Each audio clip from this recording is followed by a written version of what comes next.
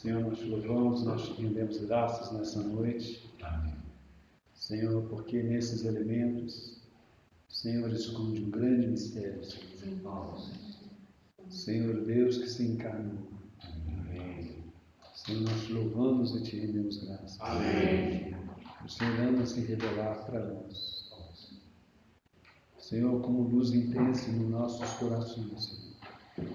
O Senhor brilha, Senhor, dissipando todas as trevas. Senhor, nós te louvamos e te rendemos graças. Amém. Senhor, porque o Senhor se revela de uma maneira tão especial para nós. O Filho é revelado dentro de nós.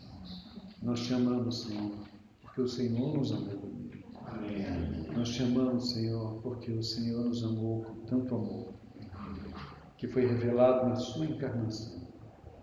Senhor, e na sua encarnação o Senhor se fez mais. O Senhor foi até ali na cruz do Calvário. Amém. Senhor, e ofereceu como sacrifício pelos nossos pecados, pelas nossas ofensas. Senhor, nós estávamos perdidos nas trevas, mas fomos transferidos para o reino do Filho do seu amor. Amém. Nós te louvamos e nós te rendemos graças. Amém. Senhor, obrigado, Senhor.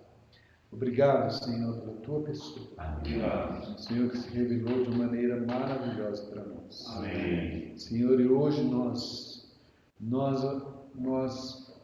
de uma maneira solene, Senhor, nós tomamos desse pão e nós comemos desse pão e tomamos desse vinho. Amém. Senhor, nós te louvamos porque nós participamos da sua vida.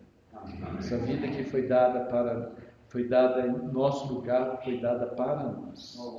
Senhor, muito obrigado, Senhor, Amém. porque hoje nós temos a tua vida, nós temos o teu Espírito, Senhor. Amém. Senhor Jesus, muito obrigado, Senhor, porque o Senhor colocou uma esperança dentro de nós. Amém. Senhor, essa esperança não se confundirá. Senhor, nós não vamos ficar frustrados com nossa esperança, porque o amor de Deus está derramado nos nossos corações. Amém. Senhor, e nós possamos já ter um antigosto, Senhor. Senhor Jesus, de um dia estarmos assentados, Senhor, na boda, Senhor, celestial. Senhor, participando contigo, Senhor, dessa mesa. Nós te louvamos e nós te rendemos graças. Amém. Obrigado, Senhor. No teu nome, Eu Jesus. queria compartilhar uma coisa que o Senhor falou no meu coração. Antes, orar, né, para o Senhor conduzir esse tempo nosso aqui. Não só do que eu vou falar, mas cada um que tiver trazido, que o Senhor fale, né, no coração e entregue aquilo que deseja, né, que a gente aprenda e caminhe. Senhor, nós mais uma vez nos achegamos a Ti agradecidos por essa oportunidade de partir o pão e agora ouvir daquilo que Teu Espírito Santo mesmo tem falado ao coração de cada um de nós. Senhor. Agradeço, Senhor, pela igreja do Senhor, que o Senhor nos reúne aqui e porque é o Senhor mesmo que conduz, Pai. Cada movimento nós pedimos que seja assim, Senhor, que o Senhor fale aquilo que o Senhor deseja. O Senhor use a vida de quem o Senhor quiser aqui, Senhor Deus, para a honra e glória do Senhor. Para a edificação da igreja do Senhor, para a glória do Senhor, para cooperar uns com os outros e com o propósito do Senhor. Então, usa-nos mesmo, que seja só aquilo que o Senhor deseja falar. Em nome de Jesus. Amém. Irmãos, eu vou ler alguns versículos aqui. Vou falar devagar para vocês acompanharem. O primeiro está em 1 Pedro 2:21.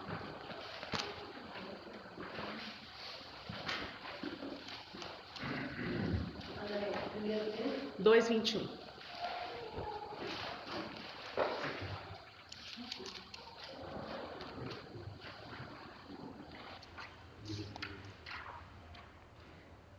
Porque para isto sois chamados, pois também Cristo padeceu por nós, deixando-nos o exemplo para que sigais as suas pegadas. E João 14:6. Quando Tomé perguntou para o Senhor como a gente poderia saber o caminho, como ele saberia o caminho. E a resposta do Senhor Jesus foi, que é tão conhecida: eu sou o caminho e a verdade e a vida. Ninguém vem ao Pai senão por mim. Há um tempo atrás, um irmão falou uma frase, baseada nesses versículos, que a vida do Senhor Jesus se tornou um caminho para nós. Então o Senhor disse que Ele é o caminho, e a vida dele é o caminho. E o Senhor tem me levado muito a pensar, né? Nós cremos no Senhor, somos salvos e vamos viver aqui um caminho até chegar à nossa completa redenção, no corpo glorificado e tudo. Mas o que há nesse caminho? Que caminho que é esse? E eu queria ler, na verdade, então o texto principal é 1 Coríntios 13. Mas antes, 1 Coríntios 12, 31.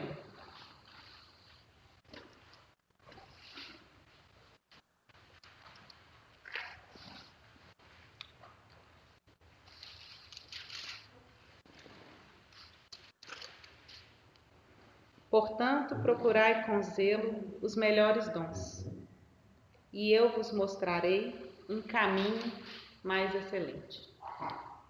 E a partir do versículo 4 do capítulo 3. O amor é sofredor, é benigno, o amor não é invejoso, o amor não trata com leviandade, não se ensoberbece, não se porta de forma inconveniente, não busca os seus interesses, não se irrita, não suspeita mal, não folga com a injustiça, mas folga com a verdade. Tudo sofre, tudo crê, tudo espera, tudo suporta. O amor nunca falha. Eu não li até aqui, mas em 1 João 4,8 está escrito que Deus é amor. E Paulo falou de um caminho mais excelente. Então esse caminho está aqui, o amor. E aí eu fui pegando cada palavra que está falando aqui, né? O amor, ele sofre. Então é um caminho de sofrimento, paciência, bondade. Isso tudo está naqueles versículos, né? Desapego, humildade, simplicidade, pureza, integridade, altruísmo, contentamento, aceitação, perdão e verdade. Então, essa nossa caminhada, a gente precisa olhar para ela e ver se ela está de acordo com 1 Coríntios 13, a partir do 4. E o Senhor tem falado muito ao meu coração, particularmente com a primeira parte, que o amor é sofredor. Nosso caminho é um caminho de sofrimento. Não que a gente, né, o Senhor nos dá muitos mimos ao longo da nossa caminhada. Mas a verdade é que se o nosso Senhor padeceu, e Paulo falou que ele tinha por alegria sofrer também por Cristo, a nossa vida aqui não vai ser diferente. Quando o Senhor me falou isso, né, que esse caminho, o amor muito diferente do que se ouve fora, né, porque a forma como o Senhor trabalha nas nossas vidas não é do jeito que a gente racionalmente imaginaria, mas a gente começa a entender. E a chave que eu pensei, né? O sofrimento, ele é um meio que o Senhor usa para nos despertar. C.S. Lewis falou isso. De uma outra forma, eu só estou parafraseando. Mas a verdade é que o sofrimento, ele vai dividir e vai mostrar, né, se nós somos do Senhor ou não. Porque diante do sofrimento a gente pode murmurar, desesperar e descrer, né, sem crer. E o que o irmão, né, o que o apóstolo Paulo nos convidou aqui a refletir é que o sofrimento, a gente precisa aceitar. Em qual sentido, né? Óbvio que a gente pode orar por cura, né, qual for a situação que está nos afligindo. Mas o fato é que a gente precisa, às vezes, entender assim, é isso, é este fato. Confiar e crer no caminho que o Senhor tem, porque se Ele permite qualquer coisa, é para o nosso bem. A gente precisa ter isso muito certo. E gratidão. Gratidão no sofrimento. Gratidão de passar por lutas que vão nos fazer estar mais perto do Senhor. Então, no meu coração, eu tenho pensado nisso porque eu tenho tentado entender e olhar melhor para o Senhor e para mim mesmo. porque a minha tendência natural é não caminhar deste jeito aqui que está falando, em 1 Coríntios 13. E alguns irmãos sabem de algumas situações que eu tenho vivido, e o sofrimento que eu tenho vivido tem sido bênção para a minha vida, porque eu sei que o Senhor é bom.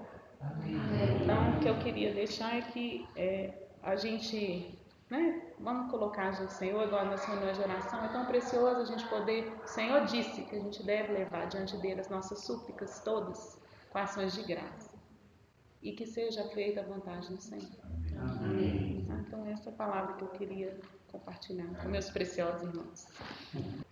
Eu queria também compartilhar algo que o Senhor colocou no meu coração, e é uma palavra que fala de 3 circunstâncias que o Senhor, em momentos diferentes da história, visitou a 3 pessoas, né? E esses 3 momentos, o Senhor, ele se mostrou tão grande como ele é, como a própria natureza dele, e como que nós, a relação direta, nós, criação do Senhor, com algo grande que a gente recebe do Criador. E esses 3 momentos, então, quando o Senhor trouxe ao meu coração, foi muito interessante porque eles, muito embora estejam em momentos, assim, um bastante deslocado no tempo e outros 2 mais próximos, eles são de uma riqueza e de uma similaridade muito grande. Os 3 momentos, então, eles falam de uma situação, que é o nascimento de uma criança. A primeira desses momentos que eu queria considerar com os irmãos é quando Abrão, antes de ter o nome transformado para Abraão, ele recebe a visão, ele tem um momento com a visão, momento com o Senhor, por meio de uma visão, e o Senhor, então, faz uma promessa para Abrão. Vou falar Abraão aqui só para ficar mais didático. E a Bíblia relata, eu vou ler todas as passagens, só estou fazendo esse breve preâmbulo aqui, mas a Bíblia relata que depois de ouvir aquilo que o Senhor tinha para falar, o Senhor trouxe para ele como promessa, a Bíblia fala que ele creu. O segundo momento e a segunda visita é quando o Senhor, então, visita Zacarias, por meio do anjo Gabriel. E o Senhor, então, por meio de Gabriel fala assim que as orações dele foram atendidas. A parte interessante é que quando o Senhor fala que as orações dele foram atendidas, significava que ele já estava pedindo aquilo para o Senhor, E o que ele estava pedindo para o Senhor? Que era um filho. E o terceiro momento, então, é quando Maria também recebe a visita de Gabriel, do anjo Gabriel, e o Senhor, então, dá a notícia, de que ela vai ser mãe do Senhor Jesus. E o que o Senhor, assim, atraiu meu olhar nessas 3 situações, a riqueza que o Senhor trouxe para mim foi muito grande, porque ao mesmo tempo que a glória ficou manifesta do Senhor, em fazer em todos esses momentos o sobrenatural, o impossível, o Senhor ganhou em cada um deles. A Bíblia relata que Zacarias e Isabel, eles tinham uma conduta irrepreensível diante do Senhor. A Bíblia também fala que Abraão era amigo de Deus, E assim, a conduta de Maria, ela certamente salta aos olhos quando a gente vê aquele breve relato ali, aquele encontro de Gabriel ali, porque a gente vê a grandeza daquela que o Senhor escolheu, né, para que trouxesse o Senhor Jesus ao mundo. Aí eu vou ler então e fazer um rápido comentário. O rápido não é porque não tem muito o que falar, mas é para dar oportunidade para todos falarem, né? Então, Gênesis 15, a partir do versículo 1.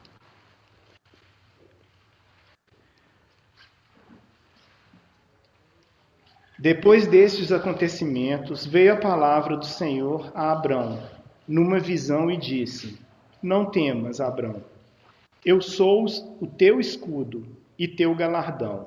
Será sobremodo grande. Respondeu Abrão: Senhor Deus, que me haverás de dar? Se continuo sem filhos e o herdeiro da minha casa é o Damasceno Eliezer? Disse mais Abrão: A mim não me concedeste descendência, e um servo nascido na minha casa será o meu herdeiro. A isto respondeu logo o Senhor, dizendo: Não será este o teu herdeiro, mas aquele que será gerado de ti será o teu herdeiro. Então conduziu até fora e disse: Olha para os céus e conta as estrelas, se é que o podes. E lhe disse: Será assim a tua posteridade. Ele creu no Senhor e isso lhe foi imputado para a justiça. O Senhor ainda delonga um pouquinho esse tempo e fala de uma outra promessa de dar a terra, né, de Ur dos Caldeus, do Ur dos Caldeus não, a terra que ele estava visualizando ali como herança. E ele pergunta como que ele saberia que ele iria possuí-la. Mas eu paro aqui e a gente vai então lá para o encontro de Gabriel com Zacarias.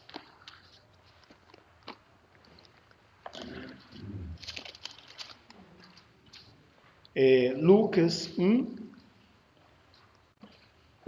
a partir do versículo 8. Ora, aconteceu que, exercendo ele diante de Deus o sacerdócio, na ordem do seu turno, coube-lhe por sorte, segundo o costume sacerdotal, entrar no santuário do Senhor para queimar o incenso. E durante esse tempo toda a multidão do povo permanecia da parte de fora orando. E eis que lhe apareceu o anjo do Senhor em pé, à direita do altar do incenso. Vendo-o, Zacarias turbou-se, e apoderou-se dele o temor. Disse-lhe, porém, o anjo: Zacarias, não temas, porque a tua oração foi ouvida. Isabel, tua mulher, te dará à luz um filho, a quem darás o nome de João. Em ti haverá prazer e alegria, e muitos se regozijarão com seu nascimento. Pois ele será grande diante do Senhor, não beberá vinho nem bebida forte, e será cheio do Espírito Santo já do ventre materno, e converterá muitos dos filhos de Israel ao Senhor, seu Deus, e irá diante do Senhor no espírito do poder de Elias, para converter o coração dos pais aos filhos, converter os desobedientes à prudência dos justos, e habilitar para o Senhor um povo preparado. Então perguntou Zacarias ao anjo: Como saberei isto? Pois eu sou velho e minha mulher avançada em dias. Respondeu-lhe o anjo: Eu sou Gabriel, que assisto diante de Deus, e fui enviado para falar-te e trazer-te essas boas novas. Todavia ficarás mudo e não poderás falar até o dia em que essas coisas venham a realizar-se, porquanto não acreditaste nas minhas palavras, as quais a seu tempo se cumprirão. E aí, a terceira e última leitura é em Lucas 1, a partir do 26. No 6º mês, foi o anjo Gabriel enviado da parte de Deus para uma cidade da Galiléia chamada Nazaré, a uma virgem desposada com certo homem da casa de Davi, cujo nome era José. A virgem chamava-se Maria. E entrando o anjo, aonde ela estava, disse: Alegra-te, muito favorecida, o Senhor é contigo. Ela, porém, ao ouvir essa palavra, perturbou-se muito e pôs-se a pensar no que significaria esta saudação. Mas o anjo lhe disse: Maria, não temas, porque achaste graça diante de Deus. Eis que conceberás e darás luz a um filho, a quem chamarás pelo nome de Jesus. Este será grande e será chamado Filho do Altíssimo. Deus, o Senhor, lhe dará Filho do Altíssimo. Deus, o Senhor, lhe dará o trono de Davi, seu pai. Ele reinará para sempre sobre a casa de Jacó, e o seu reinado não terá fim. Então disse Maria ao anjo: Como será isto? Pois não tenho relação com homem algum. Respondeu-lhe o anjo: Descerá sobre ti o Espírito Santo, e o poder do Altíssimo te envolverá com a sua sombra. Por isso também o ente santo que há de nascer será chamado Filho de Deus. E Isabel, tua parenta, igualmente concebeu um filho na sua velhice, sendo este já o 6º mês para aquela que diziam ser estéril, porque para Deus não haverá impossíveis em todas as suas promessas. Então disse Maria: Aqui está a serva do Senhor, que se cumpra em mim, conforme a tua palavra. E o anjo ausentou dela. Só para concluir, então, irmãos, esses 3 momentos, né? De 3 nascimentos, 3 crianças, 3 formas tão grandiosas que o Senhor manifestou o milagre dele. 2 eram estéreis e uma, né? Era uma virgem. E a forma como o Senhor usou para manifestar a glória dele nesses 3 momentos. E como que ele encontrou esses 3 corações, né? O coração, a Bíblia fala que quando o Senhor falou com Abraão, ele creu. Já em Zacarias, a forma como ele perguntou ao Senhor mostrou que ele duvidou, né? Como saberei isso? Por quê? Porque ele colocou a condicionante, ele trouxe aquele ingrediente, né? Aquela circunstância, porque já sou velho e minha mulher avançada em dias. Mas Maria, né? Ela foi aquele vaso que simplesmente disse, né, que se cumprisse nela aquilo que o Senhor tinha por fazer. Então, para concluir, assim, quando o Senhor, né, trouxe essa palavra no meu coração, eu com muita alegria lembrei de que o Senhor, ele em 2 momentos, né, no primeiro momento lá com Abraão, ele faz uma promessa para Abraão, e só da promessa ele já crê. Os outros 2 momentos com Zacarias é uma notícia, o anjo traz uma notícia para Zacarias, que ele teria um filho em cima do que ele já estava orando, pedindo. E com Maria é uma notícia de uma promessa, né? O Senhor estava trazendo ali que ela traria o Salvador, né? E assim, esses elementos, né, da criança João Batista e do Senhor Jesus, a preparação e depois o Salvador, né, aquele que prepararia o caminho. Então a palavra que veio ao meu coração para nós como igreja, né, nesse tempo que a gente está vivendo e como igreja, que o Senhor encontre em nós aquela condição que ele encontrou em Maria, né, de nos encontrar mesmo como aqueles que recebem aquilo que o Senhor tem para nós nesse tempo. E ao mesmo tempo que o Senhor encontre em nós aquela missão que o Senhor predestinou para que João seguisse, né? Que ele converteria muitos ao caminho do Senhor. E que nós, enquanto igreja, né, lembremos dos que ainda não creram, que estão perdidos, né? E que ao mesmo tempo essa igreja que o Senhor quer preparar para Ele, né? Que o Senhor quer deixar pronto para Ele, o Senhor vai deixar, Ele prometeu. Então é uma palavra mais de alento para nós como corpo do Senhor e para que a gente não desanime nessa última hora, né? Permaneça firme, que assim o Senhor nos encontre. Amém. Amém. Eu queria só fazer algumas considerações relacionadas com o que a gente vem estudando no Evangelho de João. Vai seguir muito do que já foi compartilhado, né, pela irmã ou até pelo Luiz também. Mas foram só algumas impressões iniciais que eu tive que têm me chamado a atenção. Tá, muito bem. Tá. As minhas observações são mais em cima do capítulo 1 de João. Não entrei ainda muito nos sinais, mas uma coisa que me impressionou muito no capítulo... Não vou falar necessariamente capítulo 1 de João, acho que vou falar de introdução, o prólogo, né, como os irmãos têm referido, é como ele se difere dos outros 3 evangelhos, né? A gente já comentou que João é um evangelho escrito de uma maneira diferente dos outros 3, né? O que é relatado, os outros 3 sinóticos. Mas ficou bem forte para mim isso no capítulo 1 de João. Eu lembrei, vocês me perdoem exemplo, mas acho que vocês vão entender depois. Mas eu lembrei, na época que a gente estudava português, a gente estudou o texto jornalístico, né? E a gente tem que, num texto jornalístico, a gente tem que responder o como, quando, quem, porque.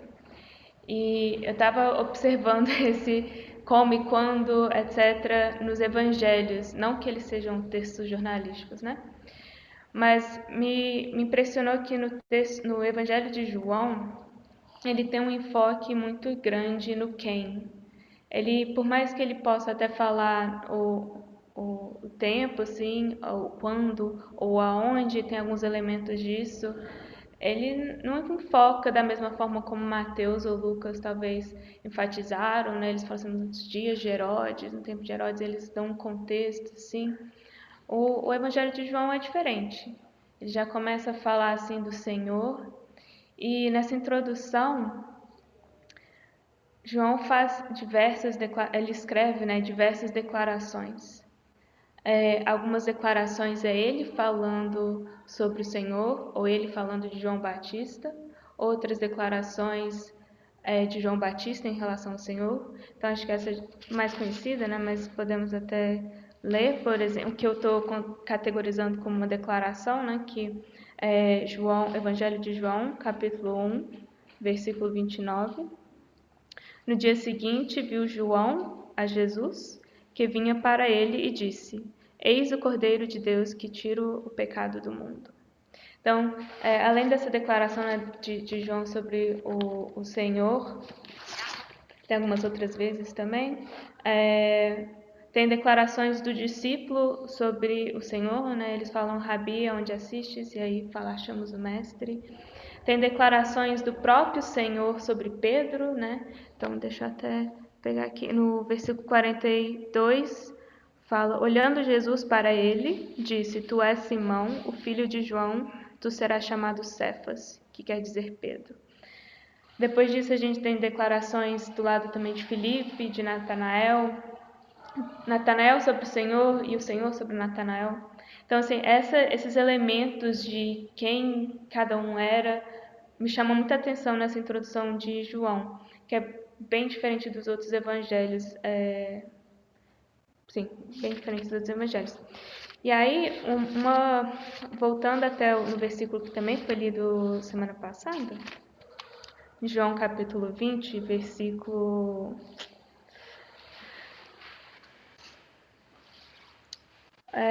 pode ser versículo 30.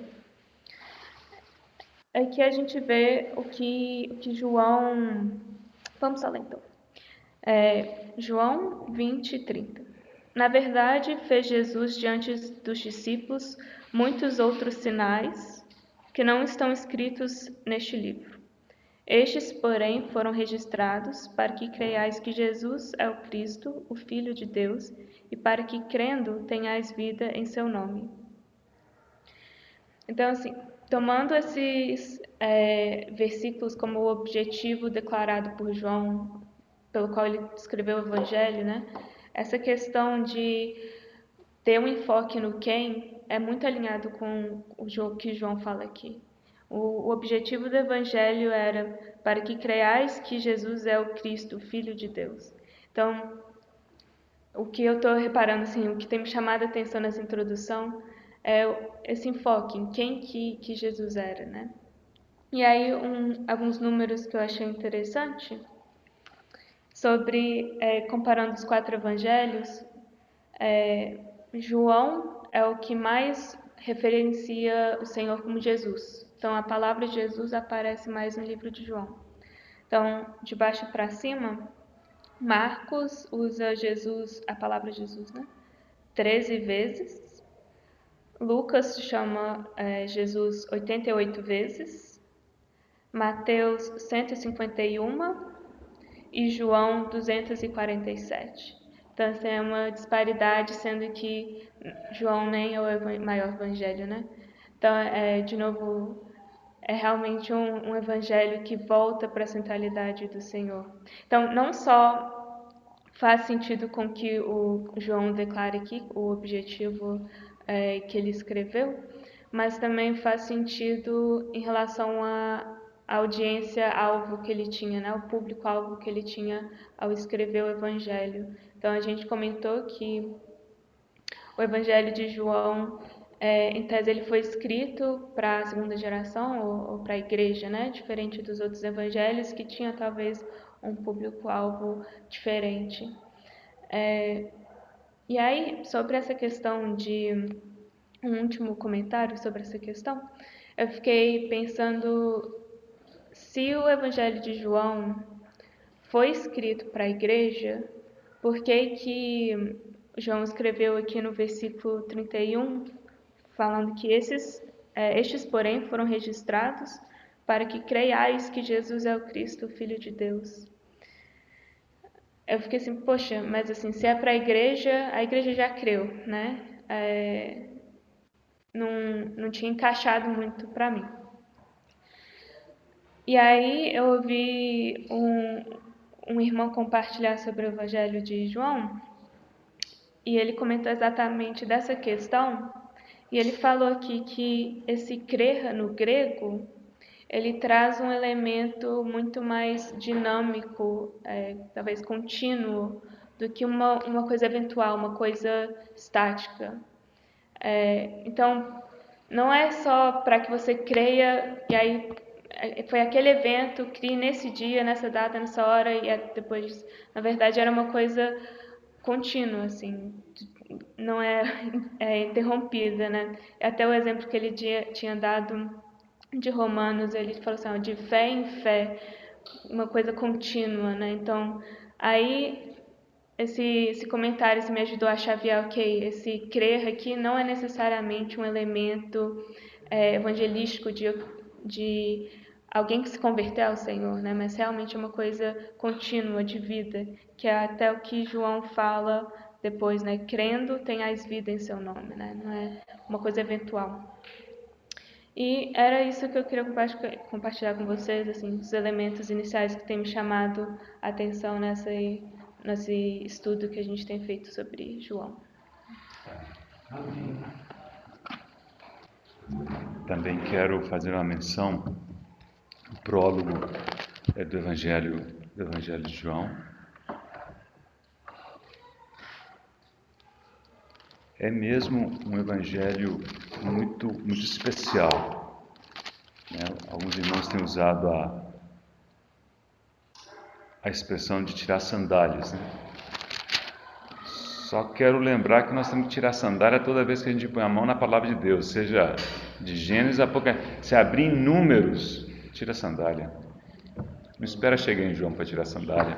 Nós precisamos de toda a palavra de Deus, toda a Escritura é inspirada, né?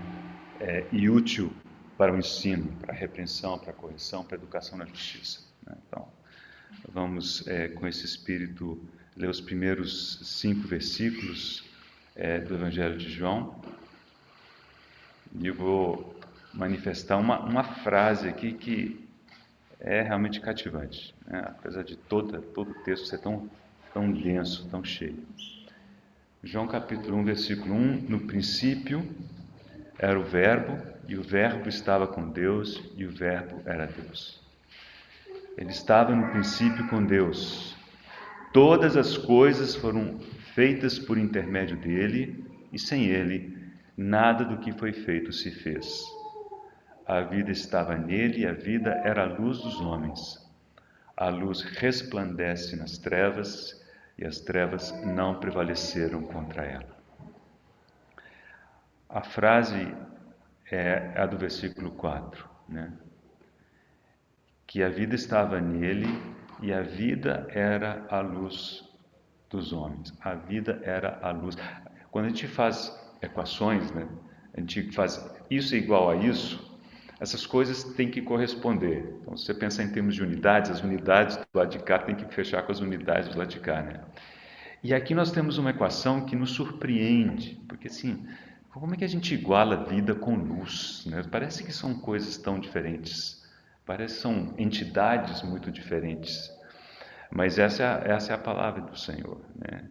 E ela diz, a vida estava nele e a vida era a luz dos homens. Então eu queria gastar um tempinho com os irmãos, ainda espero deixar espaço para mais alguém que esteja na dúvida se compartilha ou não. Nessas duas palavrinhas, vida e luz, que são palavras importantes no Evangelho, acho que até a irmã mencionou isso, né?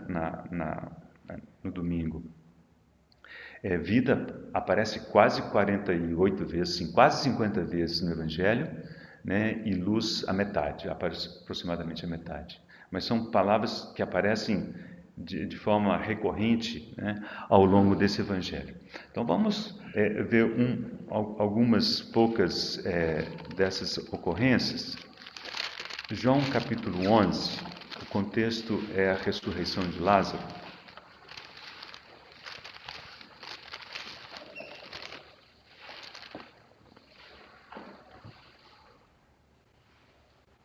Versículo 9, João 11, 9, respondeu Jesus,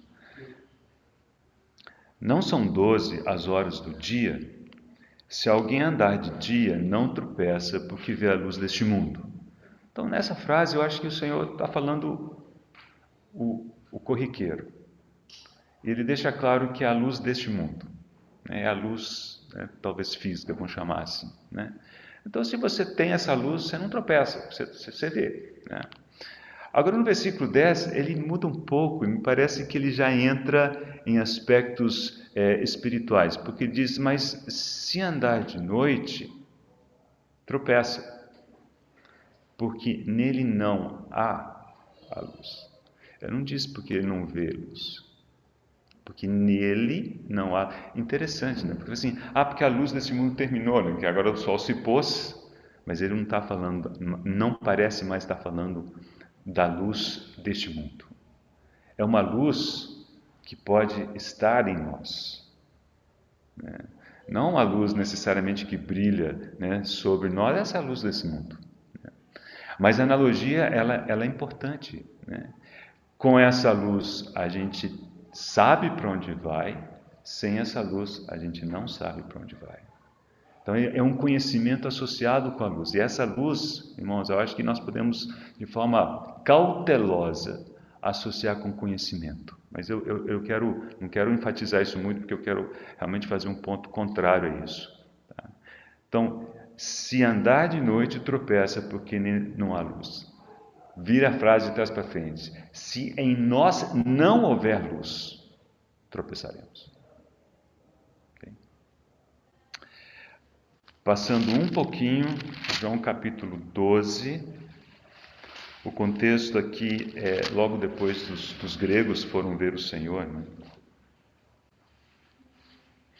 E aqui temos também uma menção a respeito de luz, versículos 35 e 36. Mas vou ficar no 35. Respondeu-lhes Jesus, ainda por um pouco a luz está convosco. E aqui me parece que ele disse, é como se ele estava deixando claro que ele era a luz, né? Ainda por um pouco a luz está convosco. Andai enquanto tendes a luz, para que as trevas não vos apanhem. e quem anda nas trevas não sabe para onde vai. Então temos mais uma vez esse conceito. Quem não tem a luz não sabe, não tem esse conhecimento. Okay? Bem, então de volta ao início do Evangelho. Então o Senhor faz essa declaração, o Senhor não, perdão, o evangelista, né? Tão forte. A vida estava nele. Então ele tinha vida. Mais do que isso, a Andréa leu o versículo que diz: Ele é a vida. E essa vida é a luz. Essa vida é a luz. Está aí a nossa equação. Logo antes ele havia mencionado a criação. Então isso nos remete à criação do homem. Quando Deus criou o homem, Deus queria que ele tivesse luz para caminhar. É claro. Deus queria que o homem se portasse de forma adequada, tivesse comunhão com o Senhor. Então isso é andar na luz. E aí ele deu uma opção para o homem. A opção do coração de Deus era: você vai alcançar essa luz pelo caminho da vida, a árvore da vida. Mas havia uma alternativa enganosa, que era do conhecimento. E o homem optou por adquirir a sua luz via conhecimento. Mas no dia que ele fez isso, ele morreu. Irmãos, como isso faz tanta diferença na nossa vida, porque a nossa tendência natural, do homem natural, é ir tudo pelo conhecimento. Então, assim, muitas vezes a gente ouve os irmãos: mas eu não sei, eu não conheço, né? Tem gente que sabe mais. Então, tudo é processado em termos de conhecimento. Sendo que, na realidade, o que importa é a vida. Quando nós compartilhamos a palavra, vimos um irmão, uma irmã se manifestar, a gente diz: que coisa boa, né? A gente se sente refrigerado. É porque você tocou na vida do Senhor nessa pessoa. Não foi pelo conhecimento, né? Você pode pegar um livro, né, super bom, né, cheio de conhecimento ali, entrar seco e sair seco. Porque não nos dizer, irmãos, é a vida. E Deus nos disse, no plano de Deus, é que nós alcancemos luz, sim, alcancemos, abre aspas, conhecimento, sim, mas pelo caminho da vida, não pelo caminho do conhecimento. Conhecimento tem que ser consequência de vida. Tem um texto em Hebreus capítulo 5, mas não vou entrar nisso hoje, que diz que o discernimento, né, o alimento sólido é para os adultos, para aqueles que pela experiência e pela prática têm as faculdades excitadas para discernir.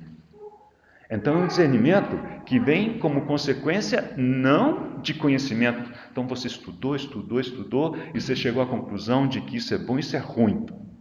Não. É pela prática, pelo caminhar com o Senhor, pela vida do Senhor, você sente que isso aqui não deve. Por mais certo que possa parecer, às vezes não está errado, mas Deus, a vida do Senhor dentro de você diz não. E às vezes é o contrário. Alguma coisa que sim, que para o nosso conhecimento parece, né, arriscado, parece alguma coisa inconsequente. E às vezes o Senhor diz: olha, é isso, mas como é que nós vamos discernir? Tem que ser pela vida. E esse versículo fala do Senhor, fala assim: nele estava a vida, e a vida era a luz dos homens. Deixa eu terminar, apenas para os irmãos, só fazer um parênteses aqui antes de concluir. O conceito não é neotestamentário, né? Salmo 27 começa dizendo: o Senhor é a minha luz e a minha salvação. Então, assim, o salmista já conhecia essa experiência de que o Senhor é aquele, né, que é a nossa luz. Abra comigo em João capítulo 5. João capítulo 5. Nós vamos ver algo importante a respeito da vida.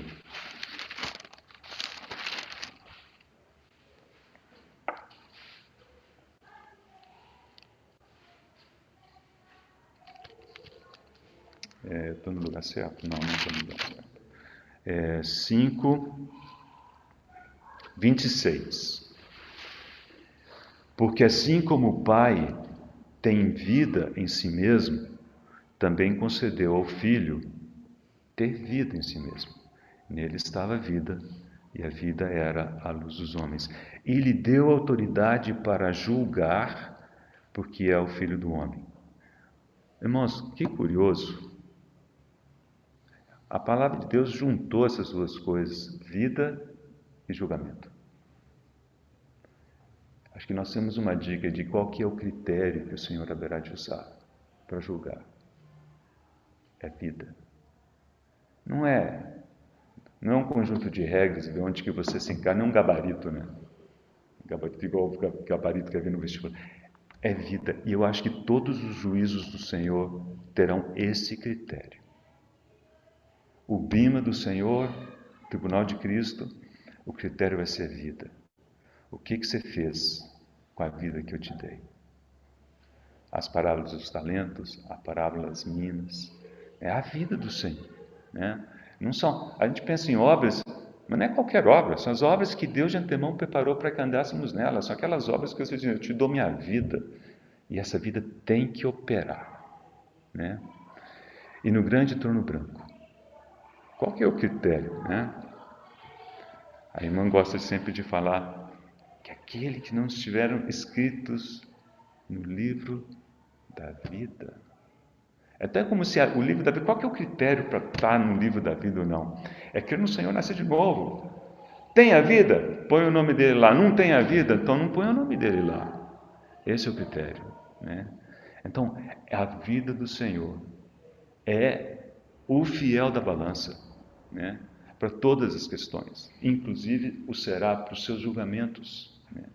Então, como que nós temos vivido a nossa vida, né? Dizemos que o Senhor morreu em nosso lugar para que nós não tivéssemos que morrer. E Ele ressuscitou para que nós não tivéssemos que viver. É porque para que a vida dele fosse o elemento operante em nós. Se Ele não tivesse ressuscitado, seríamos os mais infelizes dentre todos os homens. Porque é como se alguém que não tem dinheiro nenhum acumulou dívida. Você vai lá, paga as dívidas dele, mas ele começa a acumular dívida de novo desde aquele momento, ele não tem recursos. O Senhor não só pagou a nossa dívida morrendo na cruz, mas Ele ressuscitou e disse, te dou uma vida, para que ela, a partir de agora, avance, produza, não acumule mais dívida. Ao contrário, produza fruto, e muito fruto, né? Então, achei tão linda essa expressão logo no início do Evangelho. A vida estava nele, e a vida era a luz. Esse é o padrão da vida cristã, né?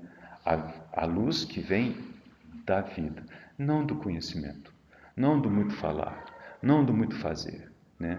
Mas é da vida do Senhor.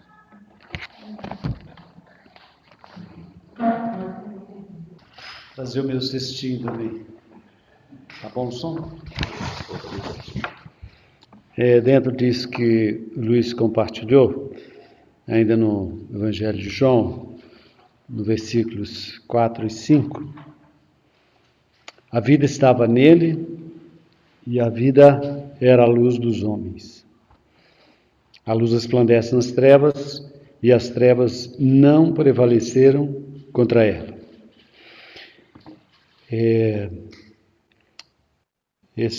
A vida estava nele. Esse nele aí é o verbo, é o logos, lá do versículo 1. No princípio era o verbo, ou logos, ou a palavra, né?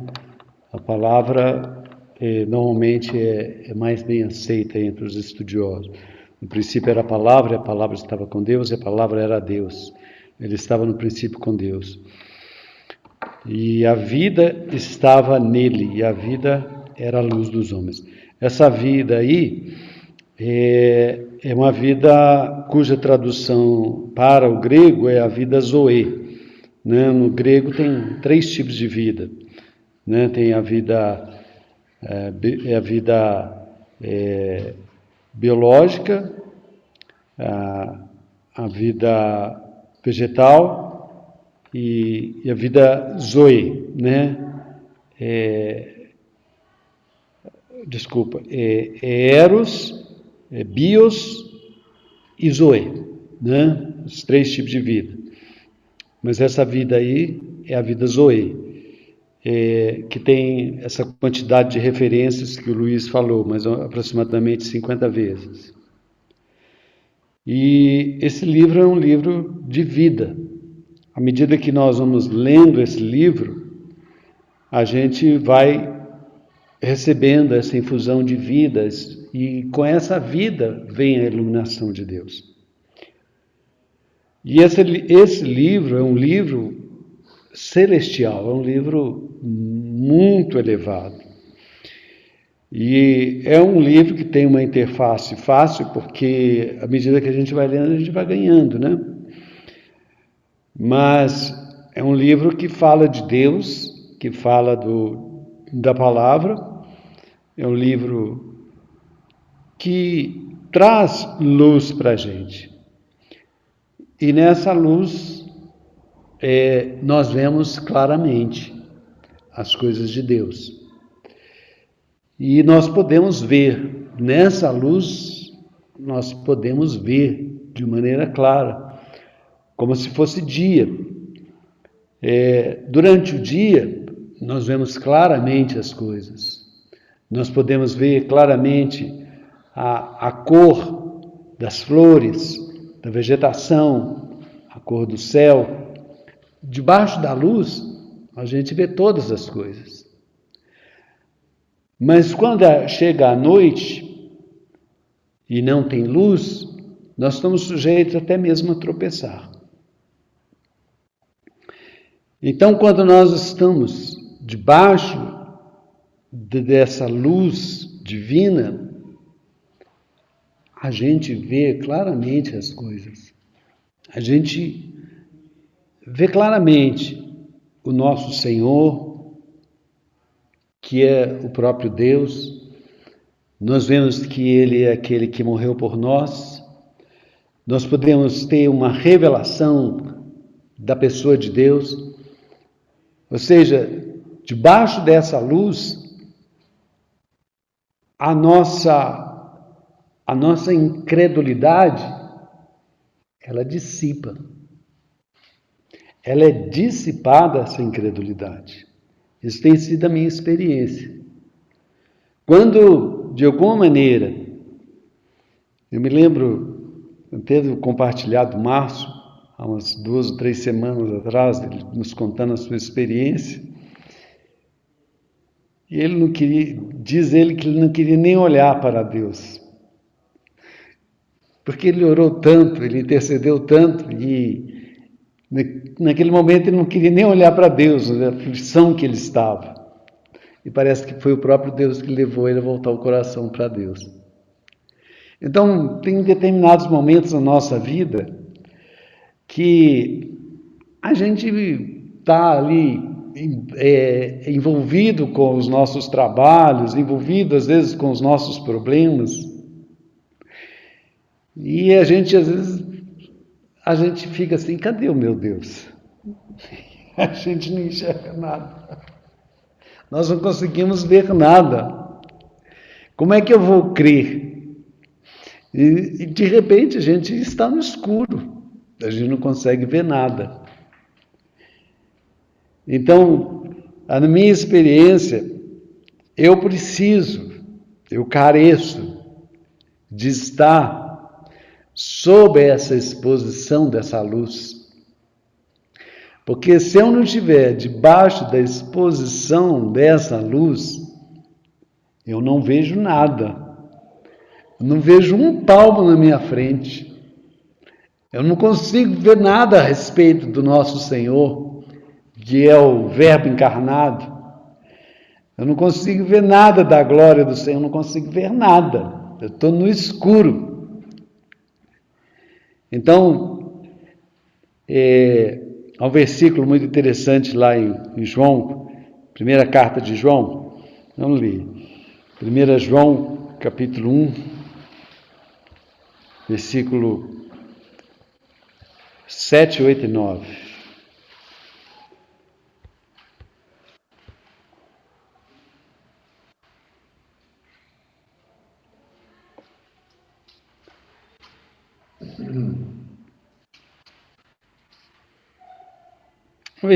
Vamos ler a partir do versículo 5.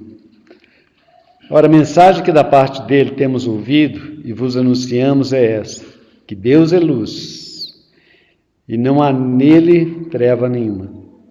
Se dissermos que mantemos comunhão com ele e andamos nas trevas, mentimos e não praticamos a verdade. Se, porém, andarmos na luz, como ele está na luz, mantemos comunhão uns com os outros, e o sangue de Jesus, seu Filho, nos purifica de todo pecado. Então, até o 5, 6 e 7. Então, irmãos, na minha experiência humana, eu posso estar de noite nas trevas, ou posso estar de dia sob a luz, na minha experiência espiritual com o Senhor. E eu acredito que também na experiência dos irmãos, às vezes nós, em pleno dia, a gente está vivendo uma noite, espiritualmente falando. A gente não enxerga nada. Então, eu tenho sido encorajado pelo Senhor a andar na luz. A andar na luz, para me perceber a glória do Senhor. Perceber a beleza do Senhor Jesus, a beleza da sua palavra, a beleza da sua mensagem, a riqueza da sua redenção. Para ter essa experiência, para ter essa percepção e ver toda a beleza, eu preciso andar na luz. Naquele dia, durante a noite, eu não consigo ver a beleza da natureza, a não ser a beleza do céu estrelado. Mas durante o dia, eu posso ver o céu azul, as nuvens brancas, eu posso ver intensamente as cores, o vermelho, o verde, o amarelo, a beleza das pessoas, a beleza dos animais, a beleza de toda a vegetação, de toda a natureza de Deus. Então, espiritualmente, eu tenho sido encorajado por Deus para andar na luz, para perceber, desfrutar e viver toda a riqueza da glória de Deus. Então, isso aí. Olha só, nisso tudo que a gente, que começou pela Andréia, depois o Luiz, eu queria compartilhar um versículo e numa outra versão. Eu até conversei isso com o Wilson esses dias.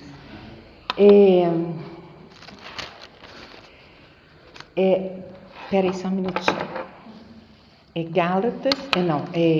Colossenses 2, deixa eu ler para vocês. É o seguinte, é assim: não permitam que os outros escravizem com filosofia vazias e intenções enganosas, proveitosas do raciocínio humano, com base nos princípios espirituais desse mundo, e não em Cristo, pois nele habita... Gente, desculpa, corporalmente... Peraí. É o 11. Desculpa, é o 11, tá? Então, olha só. Ele fala assim: em Cristo vocês foram circuncidados. Essa versão é a versão nova versão transformadora. Então ele fala assim: em Cristo vocês foram circuncidados, mas não por uma operação física, e sim espiritual, na qual foi removido o domínio da sua natureza humana.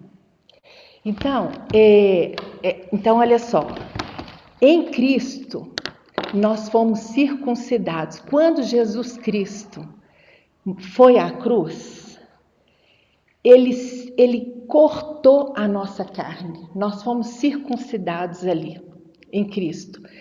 E ele fala assim, olha, não foi uma operação física, e sim espiritual. Então, quando Jesus Cristo morreu na cruz, a nossa carne foi cortada. Ali nós morremos, acabou. Foi uma operação espiritual. E ele morreu, nós morremos com ele. Ele foi sepultado, nós fomos sepultados com ele. E pelo batismo, nós ressuscitamos com ele. Então, hoje, essa vida, então a gente está falando sobre vida, né? Hoje, a vida que nós vivemos pela fé em Jesus Cristo. Lá em Gálatas 20 fala, né? Hoje já não sou eu mais quem vive, é Cristo que vive em mim. E a vida que eu vivo pela fé naquele que me amou e se entregou por mim.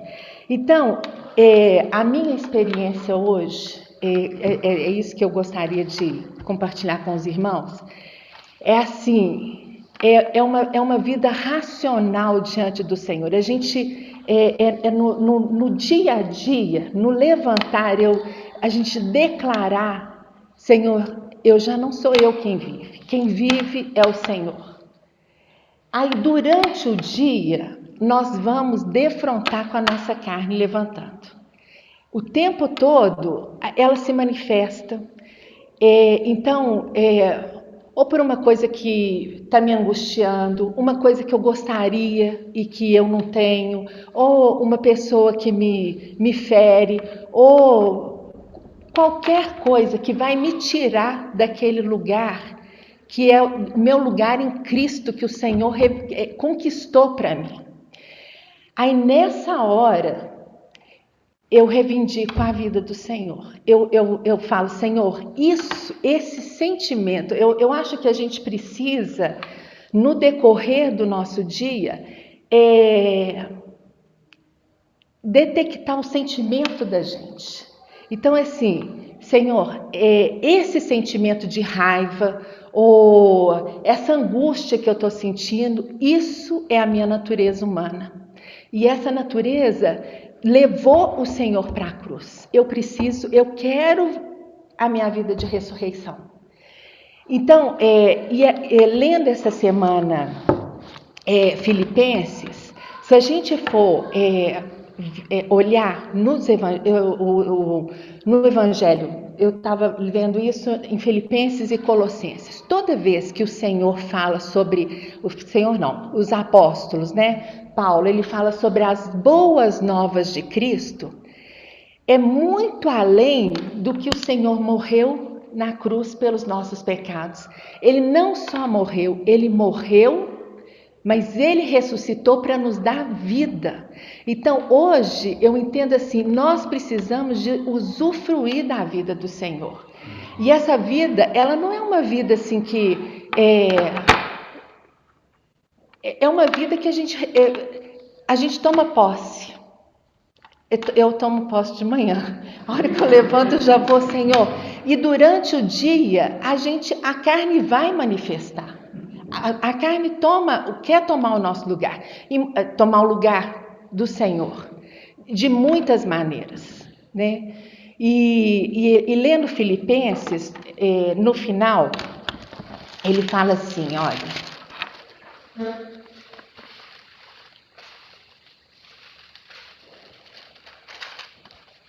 olha, se vocês forem, eu tenho a impressão que acho que umas 10 vezes aparece boas novas. Quando ele está falando de boas novas, é tudo que Cristo fez na cruz. Não foi somente o perdão dos nossos pecados, é o início dessas boas novas. A gente entra nessa vida pelo perdão dos pecados. Mas aí, no final, ele fala, de Filipenses, ele fala assim... Capítulo Filipenses 4, ele fala assim, 4:2.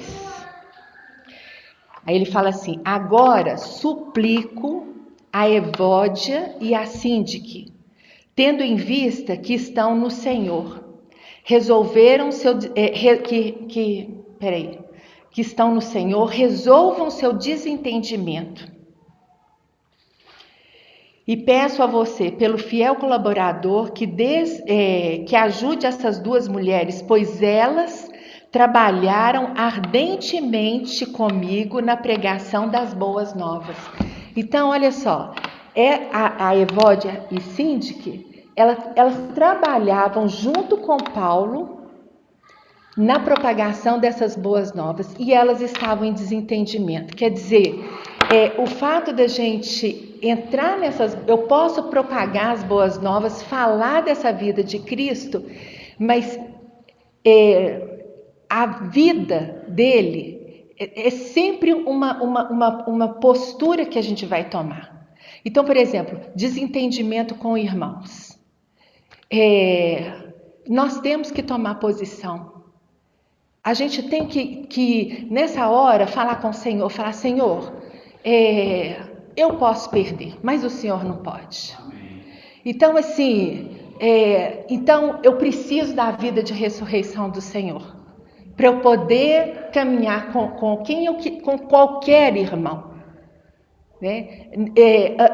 Nós não podemos deixar de reunir, deixar de participar de uma reunião de ceia, porque eu estou desentendido com o irmão. Por quê? Porque o Senhor, a vida do Senhor, por causa da vida do Senhor em mim, eu preciso reivindicar a vida do Senhor Jesus Cristo, a ressurreição dele. Só dessa forma eu vou conseguir. Então, até a Evódia e Síndica que estavam andando, propagando as boas novas, elas falharam. Mas por quê? Porque perderam o foco, né? Então, assim, essa vida, isso que a gente está falando aqui, ela e aí, nessa vida, reivindicando a vida de ressurreição do Senhor em todo momento que a gente precisar, eu creio que vai haver luz. O Senhor vai aumentando a nossa luz nesse caminhar. É dessa forma que a gente ganha a luz. É prático, é de uma maneira prática, porque se a gente só ficar lendo, nós vamos nos perder. Mas a gente precisa de ser prático naquilo que a gente, no nosso caminhar, no nosso dia a dia, porque não é fácil. A gente vai, e eu estou entendendo que muitas vezes a gente fala que é o inimigo, mas não é o inimigo, é a nossa carne. E o inimigo, ele usa a nossa carne, mas é a nossa carne que não... e aí também eu acho que está relacionado ao negar a nós mesmos, né? O Senhor falou: negue-se a si mesmo, tome a sua cruz e me siga. Negar é negar a nossa vontade, negar... e no dia a dia, né? A gente vai negando. Mas é isso, irmãos. Graças ao Senhor pelas boas lições que recebemos hoje. Então, para que ele esteja lembrando, o Senhor chama a atenção de Filipenses 2, fazer tudo sem murmuração, roteiro, acabou de falar aí. E vem amar os meus e etc. E a primeira tendência é que eu parei de dizer que você está falando prática. O Senhor manda esse Deus rabugento, glorento, no lugar dele. Parei, orei e falei: Senhor, eu quero fazer para o Senhor. E desse dia em diante, irmão, eu virei com dinheiro mesmo. Agora termina lá de uma. Tá bom. Opa. Mas, obrigado, irmãos. Boas lições para mim. E logo no início, quando o André fala da questão do amor, lembra? O Senhor fala nos últimos dias: o amor se esfriaria de quase todos. É a maioria. Creio que é uma oração muito pertinente que precisamos fazer: Senhor, que eu não esteja nesse quase todos, mas do outro lado. E é sofredor mesmo. Não tem como. E aí vai nos testar, da paciência. Tudo isso nós encontramos no Senhor. Por isso, essa nossa natureza que foi tratada precisa mesmo. Porque em nós, tanta dificuldade, tanta luta. E Paulo chama desenvolver a vossa salvação com temor e tremor. Né? Porque Ele que realiza em vós tanto querer quanto realizar. E essa frase, isso mexeu muito comigo. Fazei todas as coisas sem murmuração e contenda. É um trabalhar diário. Por isso é constante, é vigiar e orar. Vigiar e orar a cada instante. Eu não sei quantos irmãos, mas a Bia, quantas experiências já tem passado. Certa vez, só contando uma experiência minha.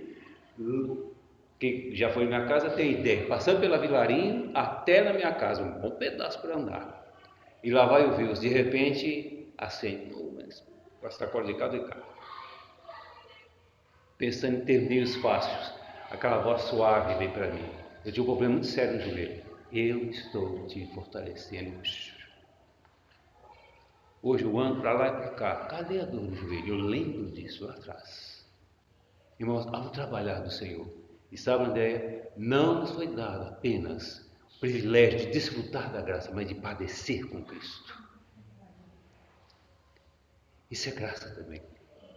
E quando padecemos com Cristo, podemos dar bom testemunho de como Ele padeceu. E olha o que aconteceu com Ele.